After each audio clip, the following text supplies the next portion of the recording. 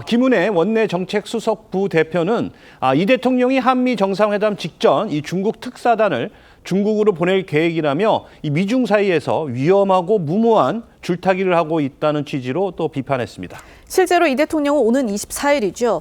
한중 수교 기념일을 전후로 대중국 특사단 파견을 검토 중인 것으로 알려졌습니다. 또 오늘 오전 이 국가의전 서열 2위인 우원식 국회의장이 9월 중국 전승절 행사에 참석하기로 결정됐다라는 소식도 전해지면서 일각에서는 이 트럼프 대통령과 함께 시진핑 중국 국가주석도 챙기겠다는 이 대통령의 의중이다라는 해석이 나왔습니다.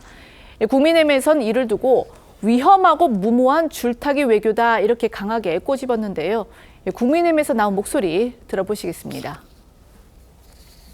대통령 방미를 미측 고위급과 협의할 주미 대사가 없는 외교 공백 상황입니다. 조율이 잘 될 것을 기대하는 것이 애초부터 무리가 아닌가 하는 생각이 듭니다. 다가오는 한미 정상회담은 단순한 상견례가 아닙니다. 양국의 공감대가 분명한 결과물로 나와야 할 것입니다.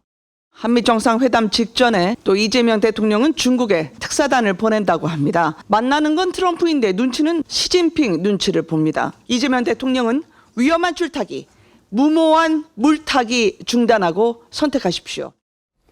미국 보수 진영은요, 진작부터 이재명 대통령의 친중 외교 노선을 경계해왔습니다.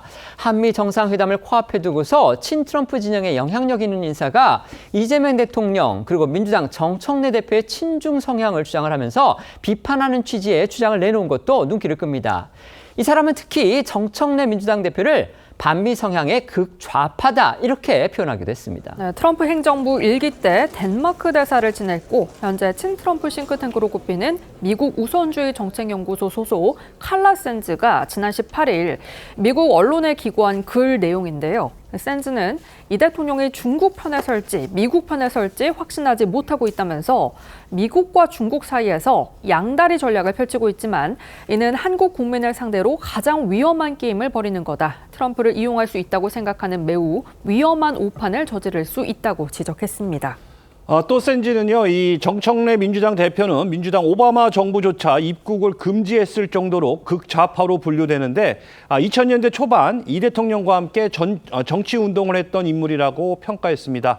그러면서 이 정 대표가 과거 미국 대사관저에 침입해 이 폭탄을 터뜨린 혐의로 유죄 판결을 받아 4년형을 선고받았고 또 북한 자력갱생 사상인 이 주체를 지지하는 전단을 배포한 혐의로 체포된 적도 있다고 했습니다.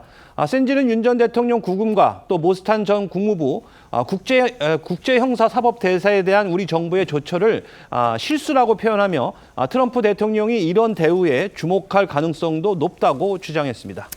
그런가 하면 미국 현지에 있는 주요 싱크탱크죠. 한미경제연구소에서는요.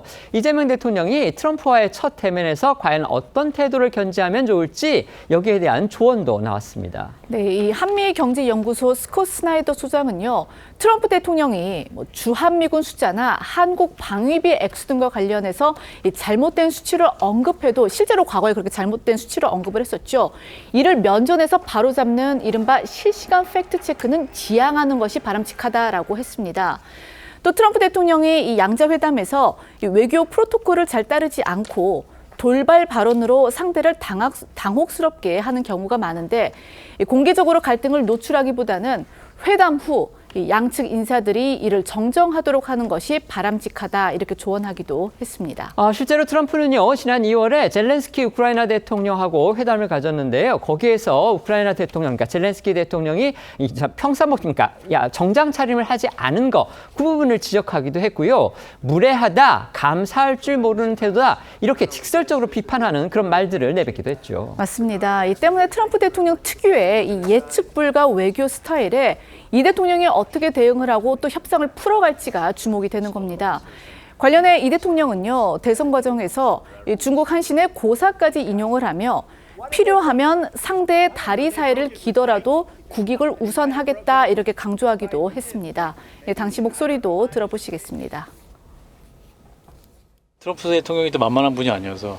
저도 만만한 사람은 아닙니다. 네. 다른 나라 대통령 앞에서 면박 주기도 하고 막 그러니까. 그렇긴 하죠. 근데 그거는 강대국이 하는 일종의 정치 행태인데 그것도 예. 잘 이겨내야죠. 저는 그런 걸 피할 수는 없지 않습니까? 국민 모두를 위한 거니까 저는 뭐 필요하면 가랑리 이미지라도 그걸 기를 수 있다고 생각해요.